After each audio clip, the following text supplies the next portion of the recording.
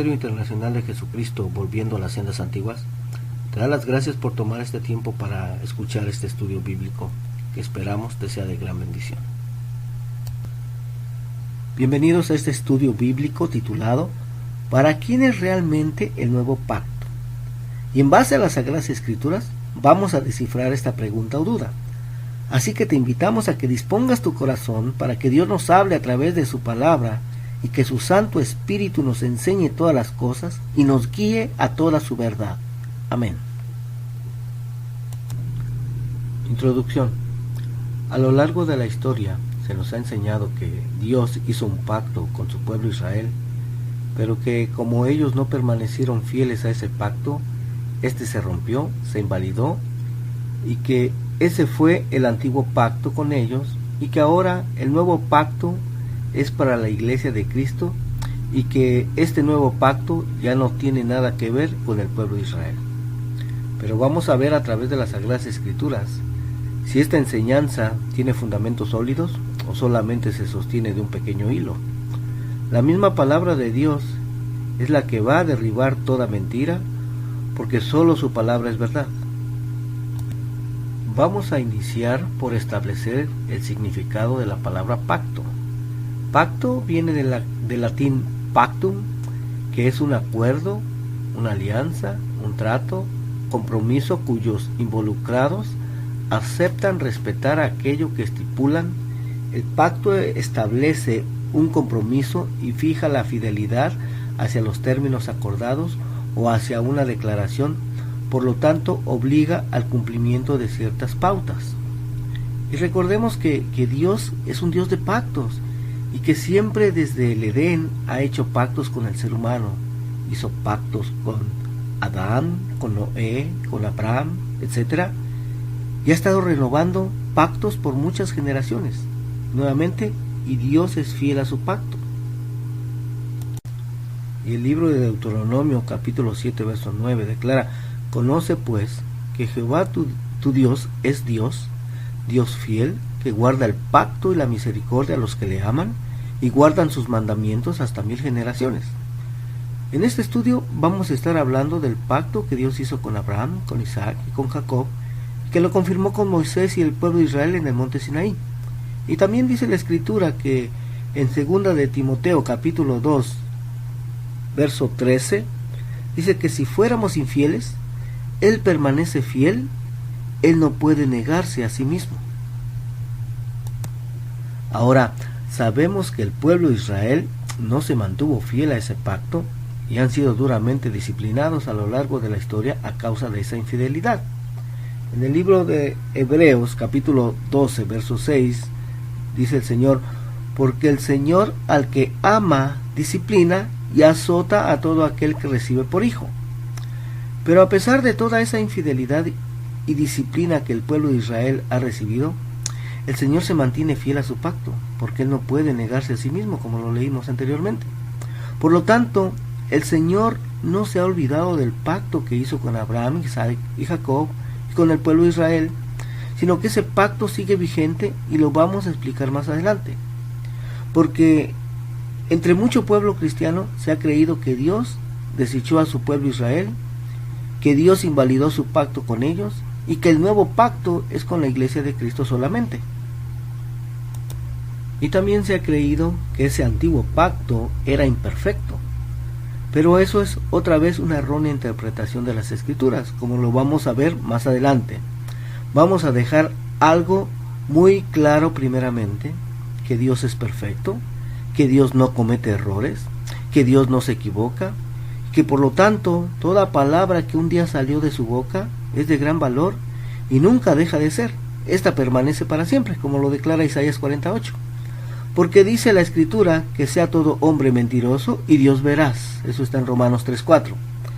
Vamos a ver a través de las Santas Escrituras la verdad acerca de con quién es que Dios iba a hacer el nuevo pacto y cuál era la verdadera razón para hacer ese nuevo pacto. Y vamos a ir al libro de Jeremías capítulo 31 verso 27, que es en ese capítulo en donde se habla acerca del nuevo pacto. Dice: He aquí vienen días, dice Jehová, en que sembraré la casa de Israel y la casa de Judá de simiente de hombre y de simiente de animal.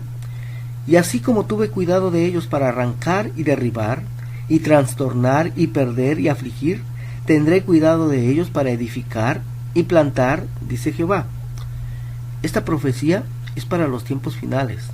Ahora, los que hemos estado siguiendo estos estudios, ya sabemos claramente a quién se está refiriendo el Señor aquí, y quiénes son exactamente la casa de Israel y la casa de Judá, que en su mayoría el pueblo cristiano ignora, y no saben quiénes son exactamente la casa de Israel y la casa de Judá, pero lo vamos a explicar una vez más adelante. Pero lo que está diciendo el Señor aquí es que va a aumentar en gran manera la población humana y el número de animales en la casa de Israel y la casa de Judá. Ahora vamos a hablar un poco acerca de las 12 tribus de Israel, para poder entender quiénes son la casa de Israel y quién es la casa de Judá. El rey David y su hijo Salomón reinaron sobre las 12 tribus de Israel, pero casi al final de la vida de Salomón, Dios le dijo que como no había caminado rectamente delante de él como lo había hecho su padre David, le iba a dividir el reino, pero que por amor a su padre David le iba a dejar una tribu, pero que en realidad fueron dos, fueron Judá y Benjamín, y que las otras 10 tribus se las iba a dar a un siervo de él, de Salomón, llamado Jeroboam, pero que no lo iba a hacer en su tiempo, sino en el tiempo de su hijo Roboam, y eso lo encontramos en Primera de Reyes, capítulo 11, de los versos 29 al 36. Y Dios cumplió lo que dijo, y el reino fue dividido en dos: reino del norte, con 10 tribus, conocidos como la casa de Israel, o la casa de Efraín, con su capital en Samaria; y el reino del sur, Judá y Benjamín, conocidos como la casa de Judá, su capital estaba en Jerusalén. Ahora, Dios había ordenado a todo Israel subir a Jerusalén 3 veces al año a celebrar las fiestas del Señor: la Pascua, la fiesta de Pentecostés y la fiesta de los tabernáculos. Pero Jeroboam, temiendo que el pueblo, o sea que las 10 tribus del norte, se quisieran quedar en Jerusalén y pasar al lado de Roboam, él les hizo 2 becerros de oro y puso sacerdotes de su propio corazón y dijo al pueblo: no suban más a Jerusalén, sino adoren aquí. He aquí sus dioses, los cuales los hicieron subir de Egipto. Y eso lo encontramos en Primera de Reyes 12:28. Y así dirigió al pueblo a pecar contra el Señor. Y el Señor envió profetas tras profetas por mucho tiempo para tratar de hacer volver de su pecado al pueblo, pero no se arrepintieron ni se volvieron al Señor. Y entonces en el año 722 a.C., el Señor permitió que fueran llevados cautivos a Siria. Eso tú lo puedes leer en Segunda de Reyes, capítulo 17, del verso 1 al 5. Estas 10 tribus del norte, o también llamados casa de Israel o casa de Efraín, porque era llamado casa de Efraín porque Jeroboam era descendiente de Efraín.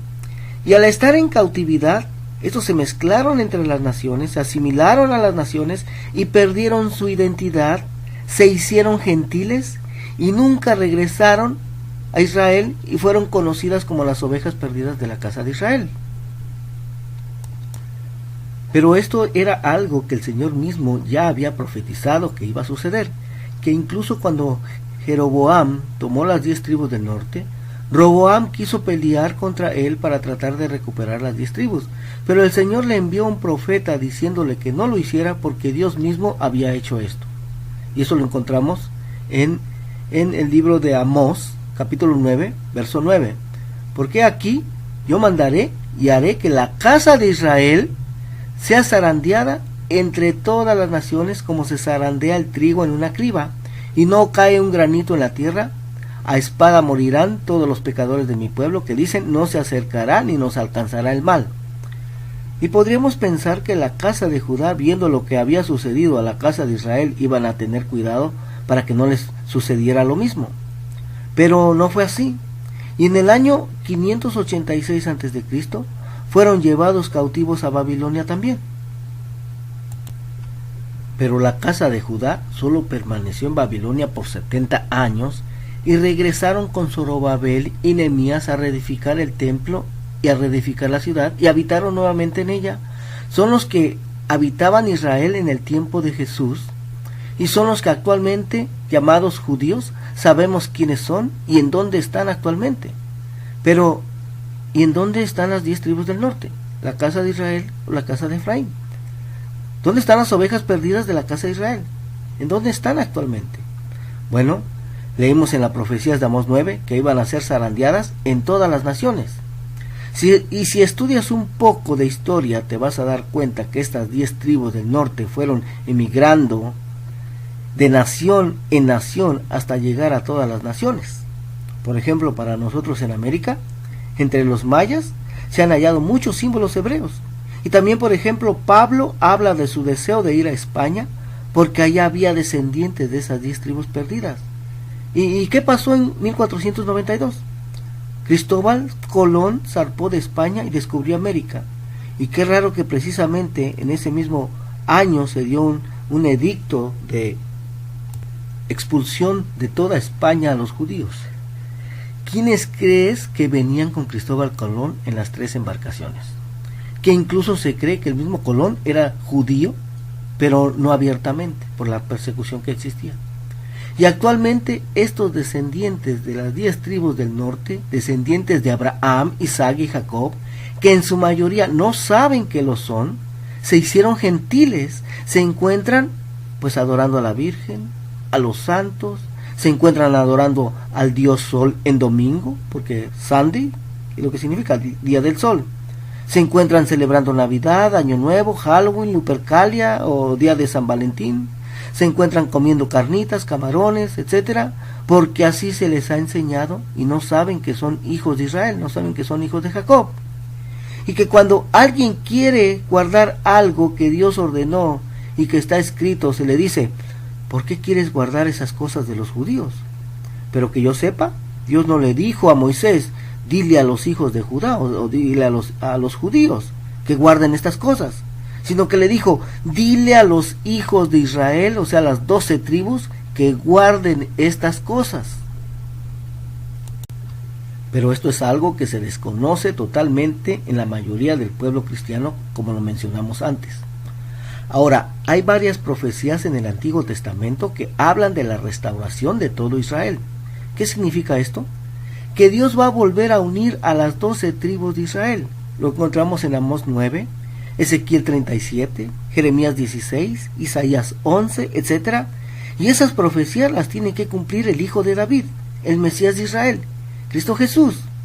¿Ahora entiendes por qué el pueblo judío no cree que Jesús sea el Mesías de Israel?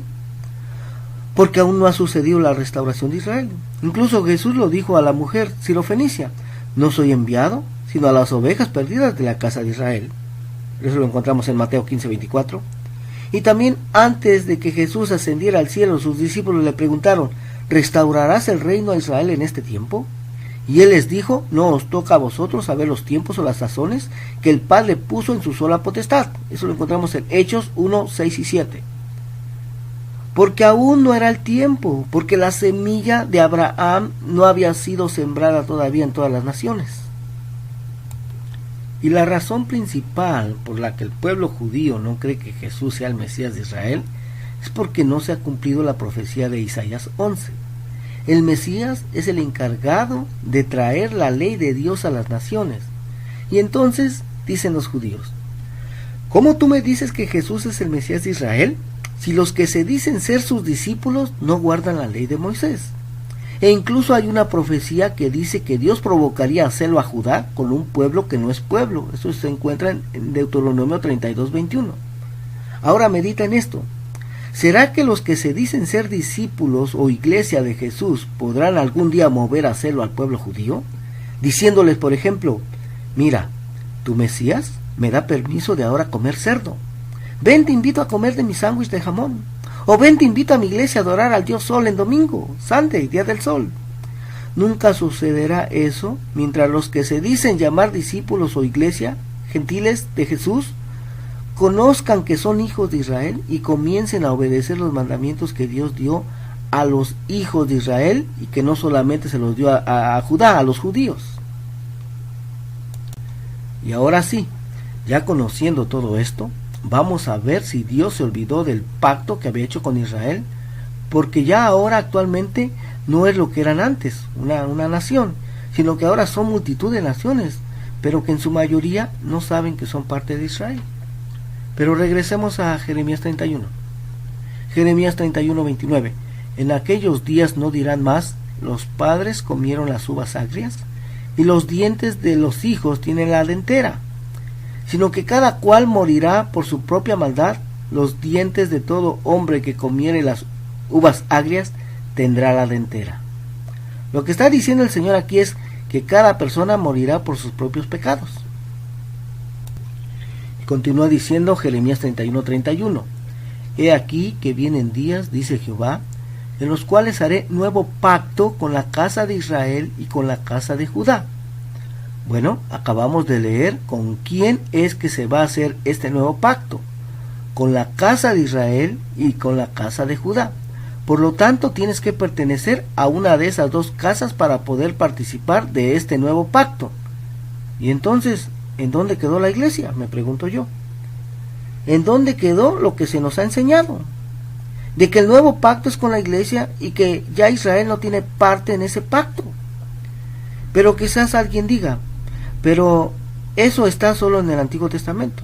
Pues déjame decirte que el Nuevo Testamento es una confirmación del Antiguo Testamento. Y aparece aquí en el Nuevo Testamento, en el libro de Hebreos, capítulo 8, verso 8. Porque reprendiéndoles dice, he aquí vienen días, dice el Señor, en que estableceré con la casa de Israel y la casa de Judá un nuevo pacto. ¿Te das cuenta? También el Nuevo Testamento lo confirma. Y entonces, ¿por qué se enseña otra cosa? Nuevamente, porque se han torcido las Escrituras. Empezando por interpretar que el antiguo pacto era imperfecto, pero vamos a dejar claro esto, que en cualquier pacto se requieren dos partes, dos destinatarios, los cuales tienen la responsabilidad de cumplir con los puntos, las ordenanzas que se estipulan en ese pacto. Y como ya establecimos anteriormente, Dios es fiel a su pacto. Pero vamos a ver quién falló a ese antiguo pacto, si el pueblo o Dios. Y vamos a ir al libro de Hebreos, capítulo 8, verso 6.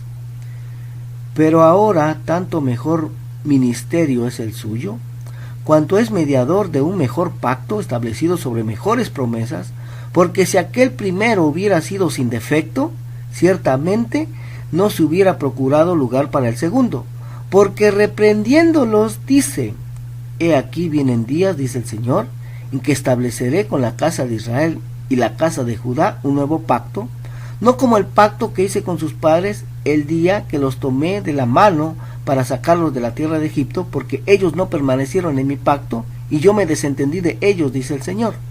Pero aquí la palabra clave que vamos a estar estudiando es la palabra reprendiéndolos. Y esta palabra reprendiéndolos aparece en el Strong bíblico con el número G3221, menfomal, que significa culpar, encontrar culpa.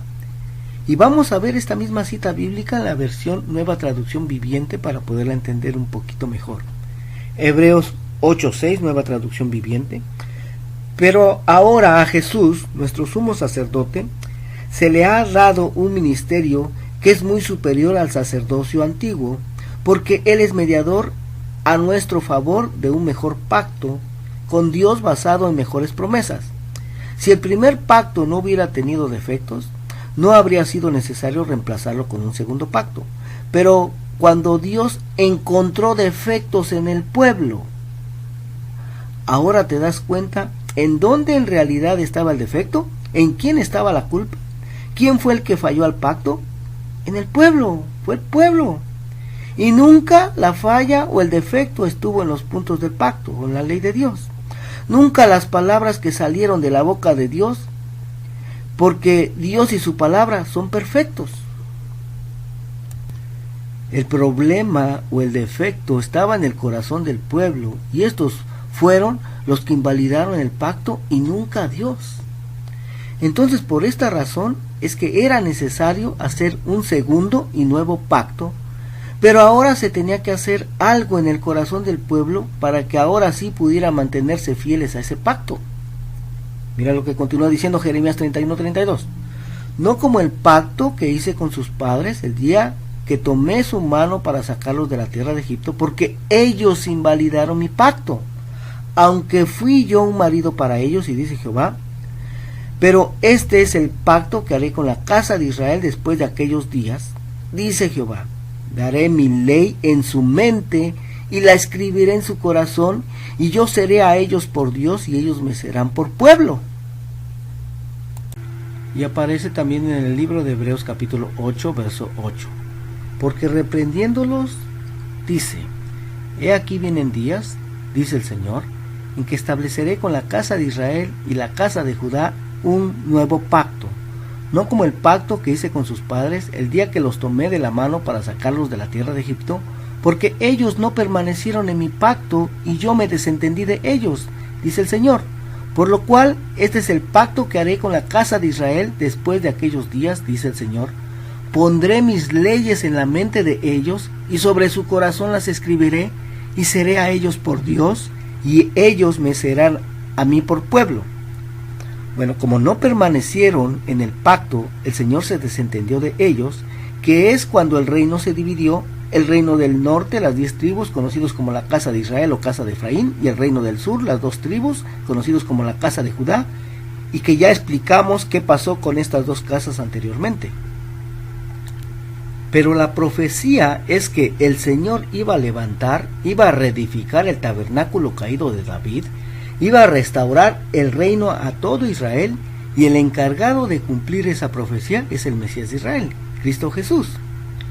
Pero que ya han pasado 2000 años y esto todavía no sucede. Esta es una de las razones por la que la mayoría de la casa de Judá, los judíos, no creen que Jesús sea el Mesías de Israel. Pero va a suceder cuando la casa de Israel, que ahora ya sabemos quiénes son y dónde están, entiendan que la ley de Dios dada a Moisés no ha dejado de ser, que no se ha abolido. Y hasta que entiendan verdaderamente en qué consiste el nuevo pacto, que es que Dios iba a dar su ley en la mente y a escribirla en el corazón, ahora esas leyes que el pueblo no pudo cumplir en el antiguo pacto, ahora Dios las iba a poner en la mente y a escribirlas en los corazones de ellos, el pueblo, para que ahora sí las pudieran cumplir, para que ahora fuera un deleite ponerlas por obra. En otras palabras, encontramos aquí que las leyes de Dios no han pasado y que se tienen que seguir cumpliendo, y en eso consiste el nuevo pacto, ¿sí? En que esas leyes que se nos han enseñado que ya no aplican, bueno, en el nuevo pacto dice que el Señor las iba a poner en la mente y las iba a escribir en el corazón. ¿Te das cuenta? Y continúa diciendo Hebreos 8:11, y ninguno enseñará a su prójimo, ni ninguno a su hermano, diciendo, conoce al Señor, porque todos me conocerán, desde el menor hasta el mayor de ellos, porque seré propicio a sus injusticias, y nunca más me acordaré de sus pecados y de sus iniquidades. Al decir nuevo pacto, ha dado por viejo al primero, y lo que se da por viejo y se envejece está próximo a desaparecer. Y aquí también se ha malinterpretado esta cita en el verso 13. Diciendo que como la ley de Dios estaba en el antiguo pacto y este ya desapareció, pero en verdad lo que desapareció fue esa forma en que el Señor había dado sus leyes. Ya no se tienen que cumplir, es lo que se enseña, ya no se tiene que cumplir la ley de Dios dada a Moisés. Pero como ya vimos anteriormente, no es así, sino que en el nuevo pacto consiste en que ahora el Señor iba a poner sus leyes en la mente y a escribirlas en el corazón. Y mira lo que encontramos en Jeremías 16:14. No obstante, he aquí vienen días, dice Jehová, en que no se dirá más, vive Jehová, que hizo subir a los hijos de Israel de tierra de Egipto, sino vive Jehová, que hizo subir a los hijos de Israel de la tierra del norte y de todas las tierras a donde los había arrojado, y los volveré a su tierra, la cual di a sus padres. Esta es una de las profecías que habla de esa restauración del reino de todo Israel. Pero nuevamente eso va a suceder cuando aquellos hijos de Israel que se hicieron gentiles sepan precisamente eso, que son hijos de Israel, y se tomen de ese nuevo pacto en el Mesías de Israel, Cristo Jesús, y verdaderamente entiendan en qué realmente consiste este nuevo pacto y lo pongan por obra. Y ahora ya descubrimos que Dios no desechó a su pueblo Israel, a pesar de que ellos no permanecieron fieles a ese antiguo pacto, y como resultado el reino se dividió en dos. pero que todo era un plan de Dios para sembrar la semilla de Abraham en todas las naciones de la tierra. Pero el pacto sigue siendo para todo Israel, la casa de Israel y la casa de Judá. Pero quizás alguien diga, ¿y si yo no pertenezco a ninguna de esas dos casas, quiere decir que no tengo parte en ese nuevo pacto? No, sí puedes tener parte. Porque ¿qué pasó cuando los hijos de Israel salieron de Egipto? Está escrito que no salieron solos, sino que muchos extranjeros salieron con ellos, gente que no eran descendientes de Israel, pero que como fueron testigos del poder sobrenatural de Dios ahí en Egipto, pues estos también creyeron en el Dios Todopoderoso. Es algo así como Ruth la Moabita, que dijo, a donde quiera que vayas, iré yo, tu pueblo será mi pueblo y tu Dios será mi Dios. Y este último éxodo será mayor que el éxodo de Egipto, porque serán tomados de todas las naciones, lo que leímos en Jeremías 16:14. Y todo esto va a suceder en los últimos tiempos, porque Dios es fiel a su pacto. Porque imagínate, si fuera así como se nos ha enseñado, que Dios desechó a Israel a causa de su infidelidad al pacto, y que ahora Dios hizo un nuevo pacto con la iglesia y ya no con Israel, pues qué esperanza tendría la iglesia si fuera infiel también al pacto. Sería desechada de igual manera. Pero eso no es así, sino que aunque todo Israel haya sido infiel, Dios permaneció fiel y permanece fiel, porque Dios no se puede negar a sí mismo. Esto no es más que una enseñanza que el Imperio Romano, que Roma, que el Vaticano, ha enseñado en su deseo de separarse totalmente de Israel, pero que cuando escudriñamos las Sagradas Escrituras nos damos cuenta de que eso es una mentira. Bueno, ha sido un placer compartir contigo esta enseñanza. Espero que te haga meditar en esto y nos estaremos viendo próximamente. Que el Señor te bendiga. Bendiciones. Adiós. El Ministerio Internacional de Jesucristo, volviendo a las sendas antiguas, te da las gracias por haberte tomado el tiempo para escuchar este estudio bíblico, que esperamos te haya sido de gran bendición.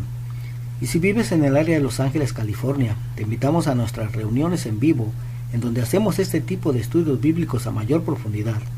Y estamos localizados en el área de Echo Park, y las reuniones son todos los lunes a partir de las 8 de la noche, sábados a partir de las 12:30 del mediodía. Nuestro teléfono es el área 323-595-6357 y nuestro correo electrónico es celestialvision1273@gmail.com. Contáctanos para mayor información, o si tienes alguna necesidad de oración, preguntas o dudas, no dudes en contactar. Bendiciones.